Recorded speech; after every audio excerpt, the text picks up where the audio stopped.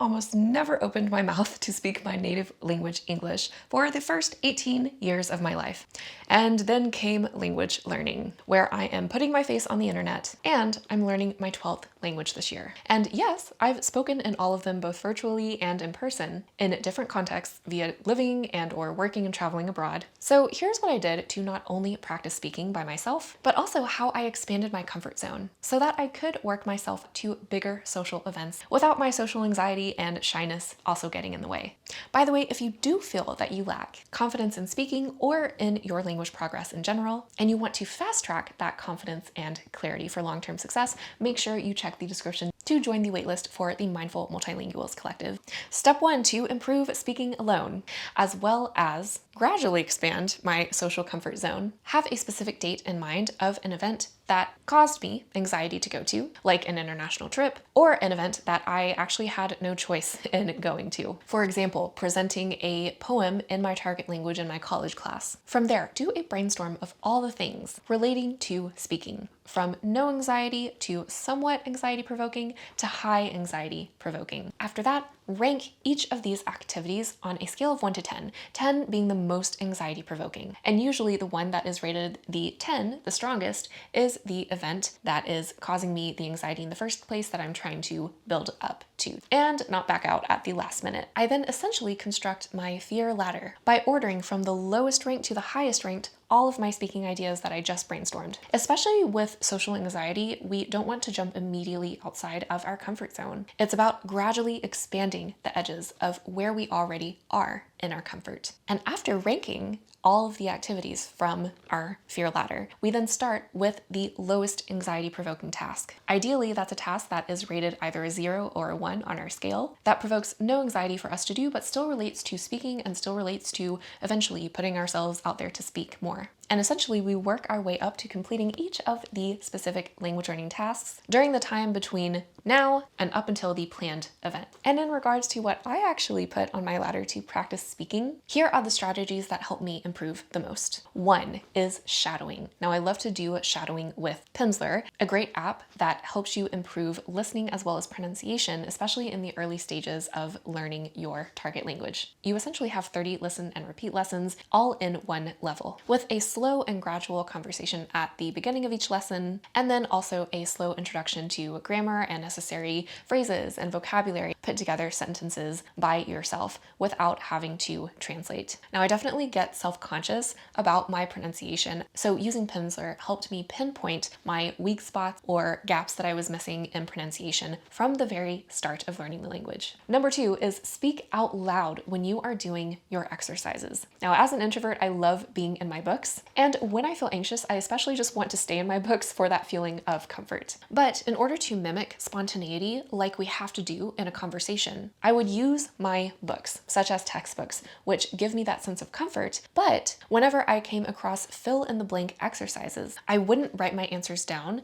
nor would I look at advance at the questions that were posed in the exercise. I would read actually as if I were speaking, then fill in the blank myself with what I thought corresponded best to what the exercise wanted in the moment. I check my answers with the answer key and then say the whole phrase out loud again. Now, obviously, what kind of fill in the blank exercises you're going to encounter in your textbook will depend on your level, but again, always repeat out loud. This will really help on your pronunciation, to working the right muscles that are going to produce the right sounds to eventually speak that language more fluently, as well as just getting used to speaking out loud instead of living inside our heads, which I know a lot of us introverts like to do. So take doing this exercise with Spanish, for example. We are filling in the blanks with verbs in the present tense. So instead of not saying anything and then just filling in all the spaces, we could think for number B. Yo sí, what do I want to say? Tengo un gato, pero casi no lo veo. We're not going to try to write everything out in advance. We really want to start reading immediately and then fill in the right conjugation and right verb at the same as if we are speaking.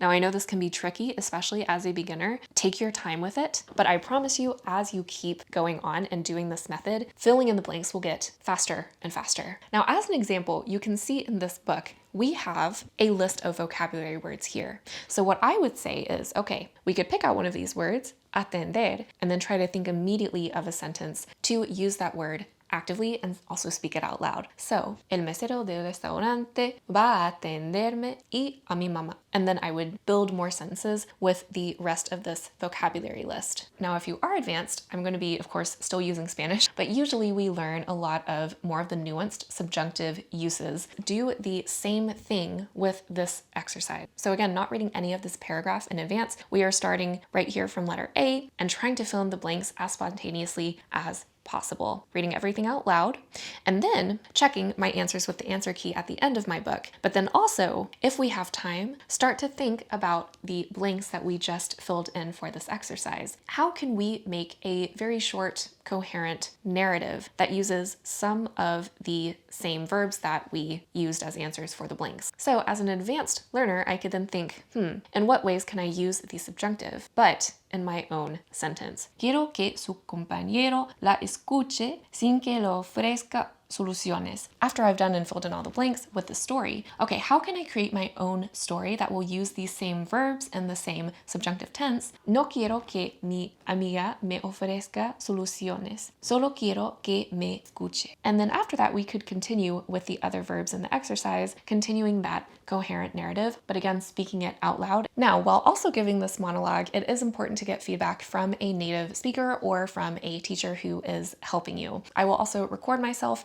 get a transcript of what I recorded of myself, and send the writing to maybe a tandem partner or my teacher to make sure that I'm saying everything well. But again, the main idea of this is it helps me stop translating in my head between my native language and my target language. And eventually I did this so much that I could usually speak to myself in my target language all day. Another strategy I like to use is introducing myself, but as someone else. Now I usually do this from A2 and up after I've learned all the basics at A1 for a language. Set phrases, especially at the beginning, don't ever change. Introducing yourself is so often requested in our target language, so introductions become second nature. So instead of just sticking with the traditional, hi, how are you? Oh, I'm good, fine. I always wondered how I could disrupt my comfort with that just a little bit. Because again, when we're using our languages in real life, that discomfort is going to come up. And I always wanted to create ways of making myself safe, but still uncomfortable in my language learning, even when I was alone and practicing speaking. Just pretend that you are someone else. If I am employing this method,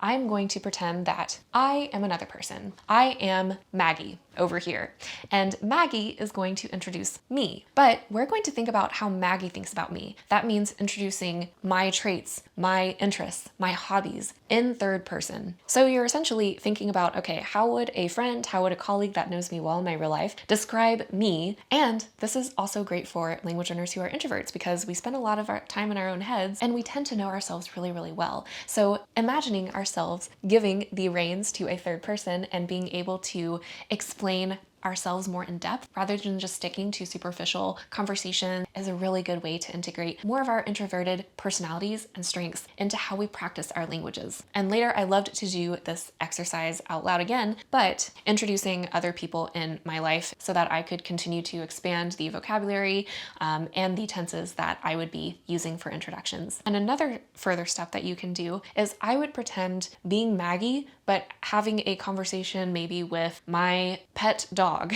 or my baby cousin, yeah? Someone who you can focus in on as an object of what you are talking to, even though they can't respond to you, but it gives you a simulation, say, of having someone actually listening to you and being another living body in the room. It doesn't even have to be living. You can literally do this with your favorite stuffed animal from childhood or a picture on the wall. I know some of this sounds really silly, but believe me, it has worked wonders for me and for really expanding my comfort zone and improving my speaking skills at the same time. And speaking of being silly, my other tip that I highly recommend is actually Duolingo your sentences. Now we know all of the ridiculous sentences that Duolingo loves to give us when we're learning a new language. The way that I love to integrate more discomfort into my language learning is make myself feel silly in private so that I know how it's going to feel silly in public, right? Inevitably, we're going to be making mistakes, we're going to pause and forget things, but if we can simulate that same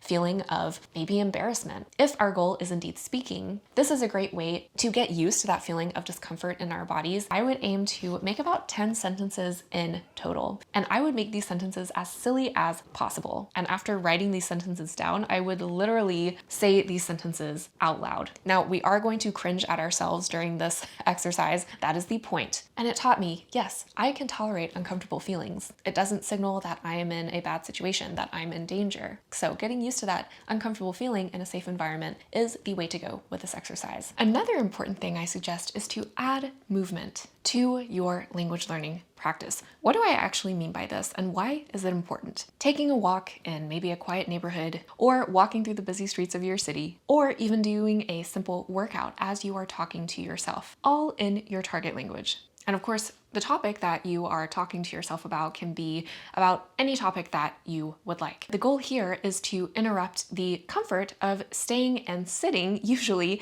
in the same place for practicing speaking. Because in the real world, we are doing a lot of simultaneous things as we are trying to communicate. Trying to navigate the streets of Barcelona for me was very hard, as I was trying to also talk to my friend only in Spanish. And at this point, I had only been speaking Spanish for about 3 months. So you can imagine that trying to have my brain focus on our navigation on Google Maps, but then also being in a new country, plus also trying to make sure we weren't getting in the way of traffic, plus also having to produce the language, that was a lot for my brain to handle. And so the way that I started to combat that and also introduce more of real life into my language learning was to challenge my brain to produce the language by speaking, but also focus on my surroundings. And again, with all of these ways, it is important to get feedback from a native speaker with what you are speaking to yourself about.